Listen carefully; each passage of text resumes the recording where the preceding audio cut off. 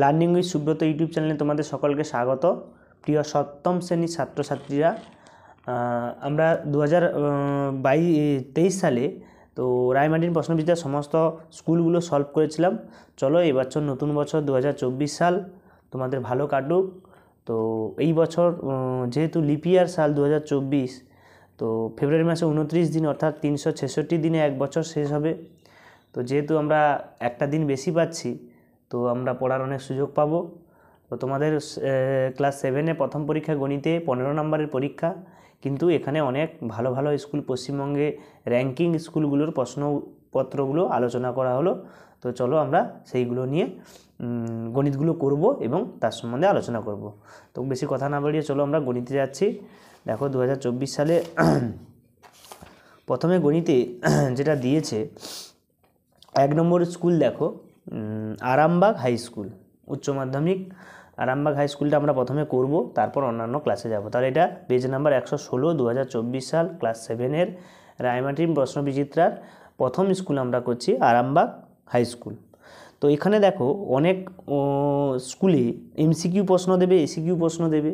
তো তোমরা কি করবে, এমসিকিউ এসিকিউ মানে ভুলভাল উত্তর দেখে ঠিক চিহ্ন দেবে না। তোমরা গণিতটা করবে, করে অ্যান্সারটা করবে, তারপরে কোন অপশানের সঙ্গে মিলছে সেগুলো দিলে তবেই সঠিক হবে। ভুলভাল অ্যান্সার তোমরা করবে না এবং আন্দাজে তোমরা কখনোই এমসিকিউ প্রশ্ন করতে যাবে না, বিশেষ করে গণিতের ক্ষেত্রে। তো চলো আমরা প্রথমে কী বলছি দেখো, 2 টাকার 12.12% সমান কত পয়সা। তাহলে আমাকে পয়সাতে মানটা চাইছে, তাহলে টাকাকে পয়সাতে নিয়ে যেতে হবে, তারপরে গণিতটা আমরা করতে পারবো। তো দেখো প্রথমে আমি গণিতটা করেছি না, প্রথমে এখানে তোমরা লিখবে যে 1 টাকা সমান 100 পয়সা, তাহলে 2 টাকা সমান কত, 200 পয়সা। 200 পয়সার 12.12%, তাহলে প্রথমে পূর্ণটাকে ভাঙি, 12 দুগুণে 24, 25/2%, তাই তো। এবারে পার্সেন্ট উঠলে কী হয়, নিচে 100, তাহলে আমরা নিচে 100 লিখলাম, 2 অলরেডি আগে থেকে ছিল, তাই না। এবারে কাটাকাটি করলে দেখো এখানে 100 দুগুণে 200 কেটে যাবে, তাহলে 25 পয়সা পড়ে আছে। তাহলে প্রথমটার অ্যান্সার কী হবে না, কত পয়সা, 25 পয়সা। 2 নম্বরটা কী বলেছে দেখো, 2 নম্বর প্রশ্নটা না অনেকগুলো অনুপাত দিয়েছে, 2:5:7:8 2:5 7:8 এবং 3:4, এদের মিশ্র অনুপাত চাইছে। মিশ্র অনুপাত মানে কি না, পূর্ব পদগুলির গুণফল এবং পশ্চাৎ পদগুলির গুণফল, দুটোর অনুপাত। অর্থাৎ মিশ্র অনুপাত কি দেখো, এর 2, 7 এবং 3-এর গুণফল এবং শেষে 5, 8 এবং 4-এর গুণফল। টোটাল গুণ করলে আমরা কত পাচ্ছি দেখো, কাটবে, কাটাকাটি করলে দেখো 2 কাটছে 21 দুগুণে 42 এবং 160কে দিতে হলে 80, তাহলে 21:80। তাহলে 2 নম্বর উত্তরটা আমরা কী পেলাম, 21:80। তারপর বলেছে দেখো 5x² এই বীজগাণিতিক সংখ্যামালার 5x-এর সহগ কত। সহগ মানে কি, সঙ্গে যে চলে, তাই তো। অর্থাৎ 5x-এর সঙ্গে আর কে থাকবে। তাহলে 5x² যদি আমরা ভাঙি, 5 × x × x, তবেই তো 5x²। তাহলে এটা যদি উল্টে লিখি x × 5x, তাই তো। তাহলে 5x-এর সঙ্গে কে আছে, x। তাহলে উত্তরটা কী হবে, 5x-এর সহগ কি, x। বুঝতে পারছো তোমরা, 5x-এর সহগ কত হবে, x হবে, কারণ 5x-এর সঙ্গে আরেকটা x গুণ করতে হবে, 5x² হবে। নেক্সট গণিতে কী বলেছে দেখো, 15 ডিগ্রি কোণটি একটি ড্যাশ কোণ। আমরা জানি কোণের যে বিভিন্ন প্রকারভেদ আছে, সূক্ষ্মকোণ, স্থূলকোণ, সমকোণ, বিভিন্ন রকম আছে। তো 15 ডিগ্রি কোণ কি 90 ডিগ্রি থেকে ছোট এবং 0 ডিগ্রি থেকে বড়, তাই এটি কী বলা হবে, সূক্ষ্মকোণ। তাহলে এই কোণটাকে কী বলা হবে না, 15 ডিগ্রি কোণটা হবে সূক্ষ্মকোণ, ঠিক আছে। এরপরেরটা দেখো 2-এর দাগ, এটা দেখো খুব ইম্পর্টেন্ট গণিত, প্রায় প্রত্যেক স্কুলে এটা দেয় অনুপাতের। তো সুভাষবাবু তার মাসিক আয়ের 66.2% খরচ করলেন।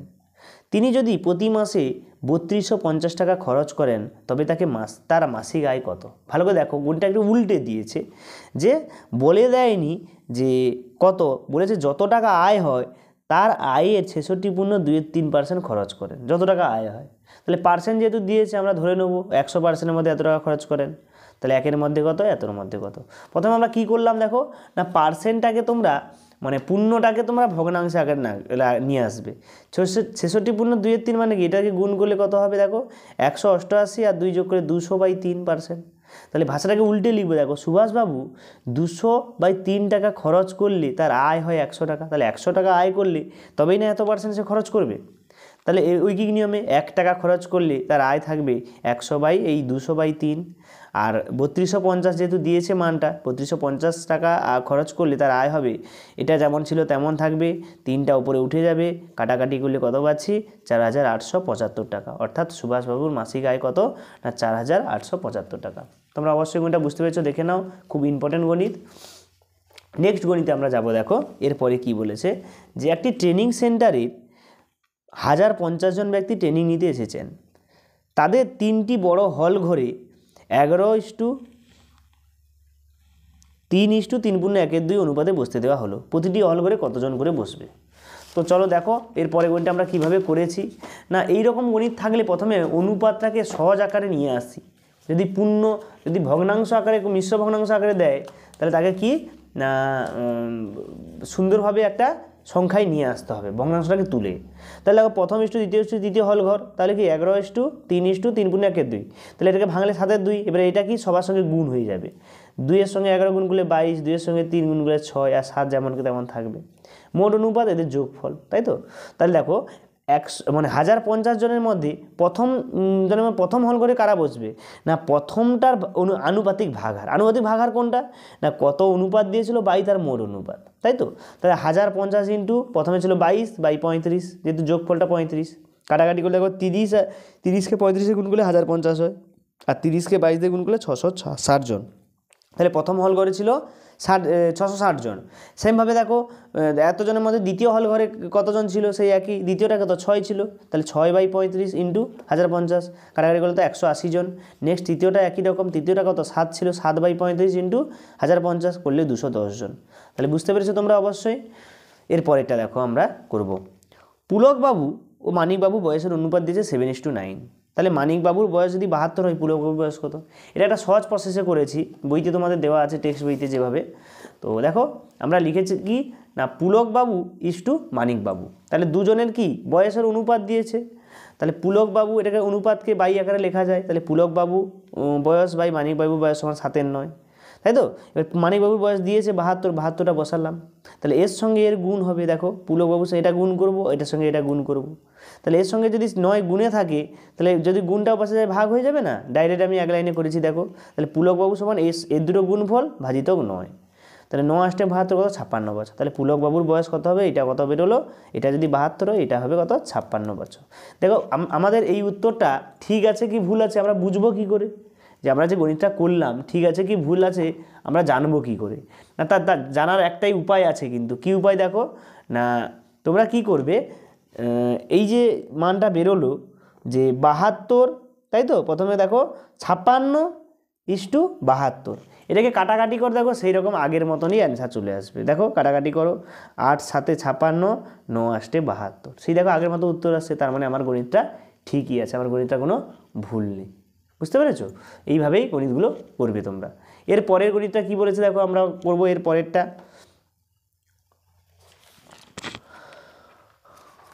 কি বলেছে দেখো না, এই দিকে দিয়েছে 117 পেজে গণিতগুলো দিয়েছে, যে একটা সূচকের গণিত দিয়েছে। সূচকের কি গণিত না, 4x = 8y হলে x/y + 1 এর মান কত? তো এরকম গণিতে আমরা কি করব না, সূচকের অধ্যায় যারা যারা করেছো তোমরা বুঝতে পারবে। তো দেখো কিভাবে না, 4x মানে কি, আমরা যদি 2 এর আকারে নিয়ে আসি, দেখো 2 স্কোয়ার 4 হয়, তার মাথায় x, 2 এর কিউব 8 হয়, তার মাথায় y, তাই তো, সেটাই করলাম। এবার এটাকে গুণ করলে 2x, এটাকে গুণ করলে 3y, তাই না। তাহলে এবার দেখো এই 2 2 উঠে যাবে, সোজা সূচকে যদি সমান থাকে তাহলে 2x সমান 3y, তাই না। তাহলে এক্সটাকে যদি ওয়াইটাকে নিচে নিয়ে আসি আর 2টাকেও নিচে পাঠিয়ে দিই, তাহলে কত পাচ্ছি x/y = 3/2।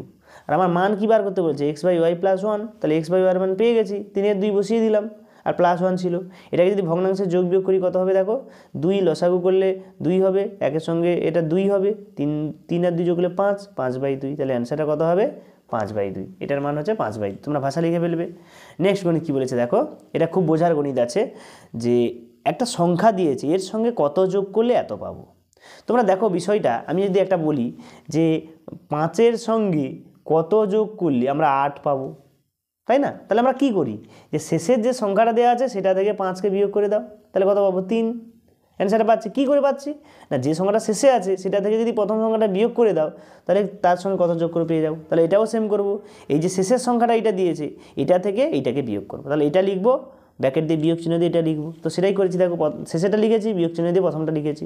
এবারে ভগ্নাংশের যোগ বিয়োগ তোমরা দেখো যেমন হয়, তাহলে এটা আছে যেমন, এটা যেমন আছে যা থাকবে, এটা যেমন আছে থাকবে, মাইনাসে মাইনাসে প্লাস, প্লাস মাইনাসে মাইনাস, মাইনাস প্লাসে মাইনাস।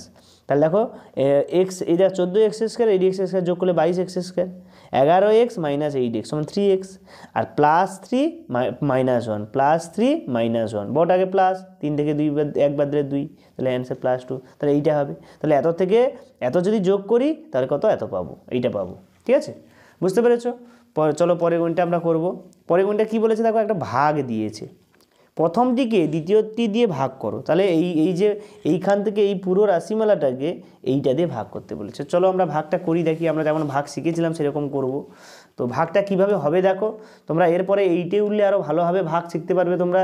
এটা তবু অনেকটা দিয়েছে অন্যরকম, আর এইটের আরও অন্যরকমভাবে তোমরা ভাগ শিখতে পারবে।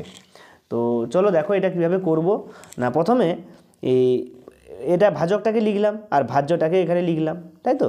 এরপর দেখো কি করলে আমরা প্রথম রাশিটাকে সমান করব। তাহলে -1 যদি গুণ করে, দেখো এটা এখানে কী করতে হবে, মাইনাস আছে, তাহলে মাইনাস করে প্লাস, কারণ এর মতো সমান করতে হবে, এইটার সঙ্গে সমান করতে হবে, এটা যা আছে এটা তা হবে। তাহলে মাইনাসে মাইনাসে প্লাস, 3 একে 3, আর PQ যেমন আছে তেমন। তাহলে বিয়োগ করে দিই, বিয়োগ করলে কি এটা কেটে যাবে, তারপরে এটা নামবে। এবার এটা যা আছে হুবহু সেটা করতে হবে।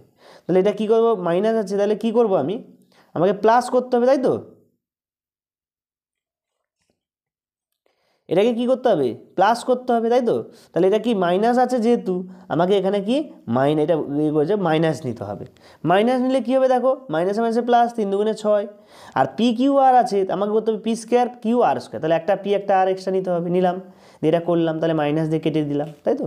এরপর দেখো এটা মাইনাস আছে, তাহলে প্লাস দিয়ে গুণ করলে মাইনাস পেয়ে যাবো। তাহলে 3 3 9, তাই তো। এবার দেখো কী দরকার, PQ Q² RQ, তাহলে PQR আছে, তাহলে P² একটা নাও, কিউ যেমন আছে তেমন থাকবে, R² একটা নাও, তাহলে মিলে যাবে। তো এটা কেটে যাবে, কেটে গিয়ে 0। তাহলে অ্যান্সারটা কী হবে না, -1 -2PR + 3 P² QR², মানে এই মান, এইটা হবে ভাগফল, এটাই হবে ভাগফল। আর ভাগশেষ তো 0, তোমরা দেখতেই পাচ্ছ ভাগশেষটা কীভাবে, কিছু নেই মানে 0। এরপরে আমরা গণিত করব। দেখো কি বলেছে, যে স্কেল ও পেন্সিল কম্পাসের সাহায্যে 45 ডিগ্রি কোণ আঁকো, সমদ্বিখণ্ড করে প্রতিটা অংশের দৈর্ঘ্য লেখো। দেখো আমার কাছে এখন পেন্সিল কম্পাসটা নেই, তাই তো, এই জন্য আমি এটাকে করতে পারছি, তোমাদের দেখিয়ে দিচ্ছি কীভাবে করবে। তোমরা প্রথমে একটা কি করবে না, একটা আকার টানলে, আকার টেনে একটা যে কোনো মাপে একটা বৃত্তচাপ করলে, দিয়ে এখানে 60, একবার বেশি বৃত্তচাপের মাপ নিয়ে এখানে কাটলে 60 ডিগ্রি, এখানে কাটলে 120 ডিগ্রি, এটাকে কি করলে সমদ্বিখণ্ড করলে, তাহলে আমরা এটা কত পেলাম, 90 ডিগ্রি। এবার এটাকে কি এখানে বসিয়ে পেন্সিল হাফের বেশি নিয়ে এখানে কাটবো, আবার এখানে বসিয়ে এরকম কাটবো, কাটলে কি ওপর দিকে যদি তুলে দিই এটা কত ডিগ্রি হবে, 45 ডিগ্রি। আমাকে কি বলেছে, 45 ডিগ্রিকে সমদ্বিখণ্ড করতে হবে। তাহলে এখানে বসিয়ে হাফের বেশি নিয়ে এরকম কাটবো, আবার এখানে বসিয়ে হাফের বেশি নিয়ে এরকম কাটবো, দিয়ে কী করবো, ওপর দিকে তুলে দেবো। তাহলে এটা কত হবে, 22 × 1 = 2 ডিগ্রি, এটাও 22 অর্থাৎ 22.5 ডিগ্রি, 22.5, তবে তো 45 ডিগ্রি হবে। তাহলে হয়ে গেল না এটা তোমরা পেন্সিল কম্পাসের সাথে নিজে থেকে করবে। ঠিক আছে, আমার কাছে পেন্সিল কম্পাস এলে আমি আবার করে দেখিয়ে দেবো। 4 দাগে 2-এরটা কী বলতে, তাহলে 1-এরটা বুঝতে পেরেছো, 2-এরটা কী বলেছে দেখো, 4 দাগে 2-এরটা 9 সেমি দৈর্ঘ্য সরলরেখা অঙ্কন করো, পেন্সিল কম্পাসের সাহায্যে লম্ব সমদ্বিখণ্ড অঙ্কন করো। এটা তোমরা 6-এ করেছো, 6-এর শেষের দুটো চ্যাপ্টারে এরকম ছিল। তাহলে প্রথমে একটা 9 সেমি আকার প্রথমে স্কেল দিয়ে কেটে নেবে, এখানে লিখে নেবে 9 সেমি, নাম দেবে যে কোনো AB, তাই তো। এবারে নিচে একটা বড় করে আকার টানবে, দিয়ে এখানে বসিয়ে 9 সেমিটা কেটে নিলাম। এখানে পেন্সিল কম্পাস বসে হাফের থেকে বেশি কাটবো দুদিকে, এখানে বসিয়ে সেই একই জিনিসটা কাটবো, দিয়ে এটা কেটে দিলে কী হবে, এদিকে 4.5, এদিকে 4.5 সেমি। কেন না, 4.5 যোগ করলে তবেই না 9 সেমি হবে। তাহলে প্রতিটা ভাগের দৈর্ঘ্য আমরা কত পাচ্ছি, 4.5 সেমি। তাহলে এটাও আমরা করে ফেললাম। আমার কাছে পেন্সিল কম্পাস থাকলে আমি তোমাদের দেখিয়ে দিতাম, আমি এর পরে ভিডিওতে আমি দিয়ে দেবো কী করে নিচে করলাম, তোমাকে PDF দিয়ে দেবো, তো তোমরা দেখে নেবে। এবং তোমাদের বলা, যাদের এই ক্লাস 7, 8 অর্থাৎ 5 থেকে 12 পর্যন্ত সমস্ত ক্লাসের রায়মার্টিনের, ডাব দত্ত, রায়মার্টিন বিভিন্ন রকম যে প্রশ্নবিচিত্রাগুলো আছে সেগুলো সমাধান সম্পূর্ণ চাইলে তোমরা এই চ্যানেলটিকে সাবস্ক্রাইব করে রাখো, এবং যেদিন আমি চ্যানেলটিতে গণিতগুলো ছাড়বো সেদিনই তোমার কাছে নোটিফিকেশান চলে যাবে, যদি বেল আইকনটি তোমরা ক্লিক করে রাখো। তাই তো। এরপরে যারা ভিডিওটা ভালো লাগছে লাইক করো, শেয়ার করো, বন্ধুদেরকে বলো যে এইভাবে আমাদের প্রত্যেকটা স্কুলগুলো ভালো করে বুঝিয়ে দিয়ে গণিতগুলো হয়ে যাচ্ছে এই চ্যানেল থেকে। তো এবং যদি কোনো সমস্যা থাকে কমেন্ট বক্সে লেখো তোমাদের কী সমস্যা, তাই তো। এবং এই যে আমি যে ভিডিও করলাম এই প্রত্যেকটা ভিডিওর ডেসক্রিপশানে দেখবে, মোর অপশানে ক্লিক করে দেখবে, ডেসক্রিপশানে সেখানে গেলে কি না একটা পিডিএফ পাবে। সেই পিডিএফের পাসওয়ার্ড দিলে পিডিএফটা খুলবে। এর জন্য কোনো পয়সা টয়সা লাগবে না, তোমরা ফ্রিতে পিডিএফটা পেতে পারো যদি পুরো ভিডিওটা দেখো। তার মাঝখানেই পাসওয়ার্ডটা আমি বলে দেবো। এই তোমাদের এই ভিডিওর যে পাসওয়ার্ড সেটা লিখবে যে ক্লাস 7, সবই স্মল লেটার লিখবে। ক্লাস 7 হচ্ছে কি পাসওয়ার্ড, তাই না? ক্লাস 7 হচ্ছে পাসওয়ার্ড। তোমাদের এই ভিডিওর পাসওয়ার্ড হচ্ছে ক্লাস 7, ঠিক আছে। এটা যদি ক্লিক করো মোর অপশানে যাও, তাহলে এর সুন্দর করে যে আমরা যে গণিতটা করেছি এর পিডিএফটা তোমাদেরকে আমি দিয়ে দেবো এতে। আজকের মতো এই পর্যন্ত, সকলকে ধন্যবাদ।